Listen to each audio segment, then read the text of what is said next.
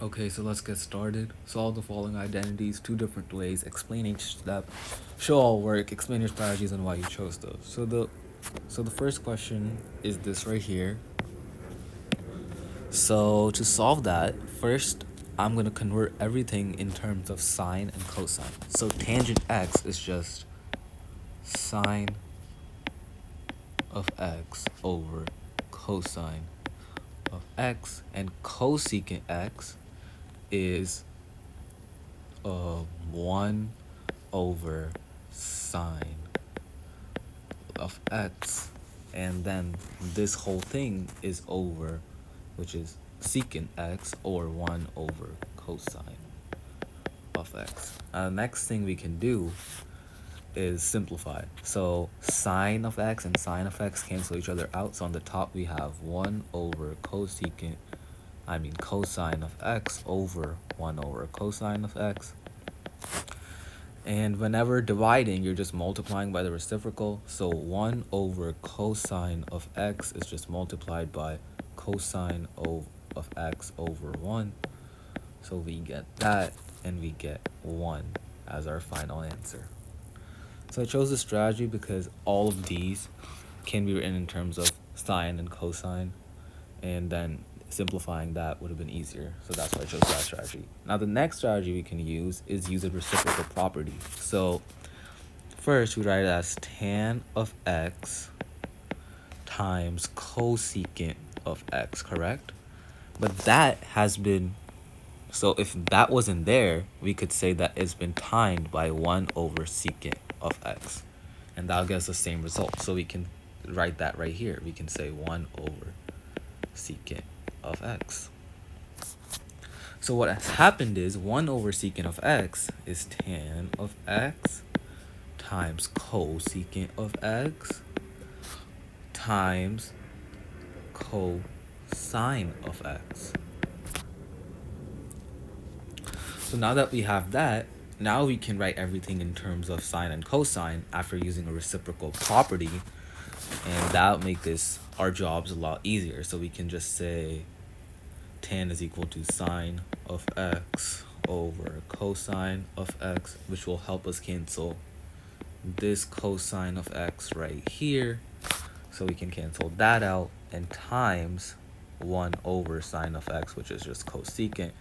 So we cancel that out, and we get the same answer of 1. So I chose that strategy because a reciprocal property is easy when we're dividing. So that's why I chose that strategy. Now this right here is a more complex problem, but still we can write everything. First let's distribute everything, or expand everything, not distribute. So we can write this expression right here as cotangent of x over cosine squared of x minus sine of x times cosine of x over cosine squared of x. Now what this lets us do is simplify it and then combine it back together. So first we simplify the left side. So we know that cotangent is just cosine over sine of x. And then we know that whenever we're dividing, we're just multiplying by the reciprocal. So we're multiplying by 1 over cosine squared of x. So this 2 cancels out and this cosine cancels out, and we get 1 over sine of x times cosine of x minus, now we do the right side right here, and here it's pretty easy to see that sine of x times cosine of x over cosine squared of x is just going to give us sine over cosine of x, because this cosine and this one of the cosines on the bottom cancel out. So we get this, right? Now, instead of converting this into tan, we can actually use this and combine this whole fraction together.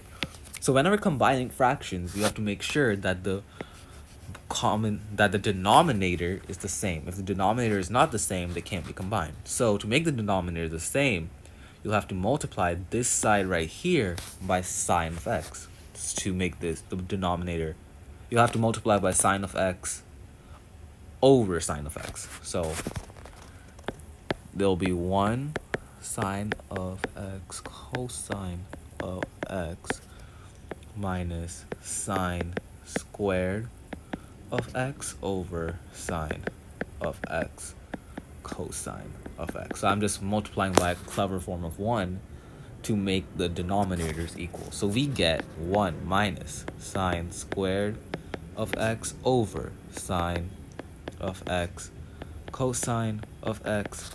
And now that we have that, we know that 1 minus sine squared x is a Pythagorean identity. So our Pythagorean identity says that sine squared x plus cosine squared x is equal to 1. So 1 minus sine squared x is equal to cosine squared x.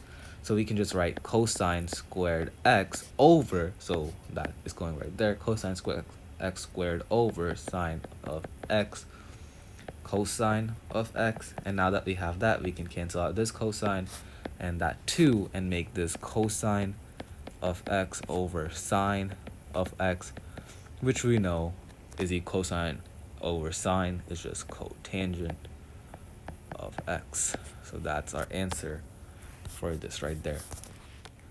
Okay, so strategy number 2 is almost the same, but instead of multiplying by a clever form of 1, we're just going to take out a common factor. So cotangent of x, so we just write the same thing. We do cotangent of x over cosine squared of x minus sine of x times cosine of x all over cosine squared of x. Now we can cancel this out and we get sine of x over cosine of x minus, and cotangent is just cosine over sine, and then we multiply by the reciprocal, so we multiply by 1 over cosine squared, or the thing we did right here, and we get 1 over sine of x times cosine of x, right? Now, as you notice that we could either multiply this and make a common denominator, or we could factor out a 1 over cosine, because both of these terms have a cosine in the denominator. So we get 1 over cosine of x times 1 over sine of x minus sine of x, right? And I did this to make it simpler inside the parentheses, and then I then cancel out the cosine squared I get on top from outside the parentheses. So now we multiply by the common to make it a common denominator by sine of x over sine of x. So we get 1 minus sine squared of x over sine of x over, that's it. And then 1 minus sine squared of x, this has been multiplied by 1 over cosine of x. It's just cosine squared of x over sine of x all times 1 cosine of x, and we get cosine of x times sine of x, or cotangent of x, which is the same as our previous answer, and we're done.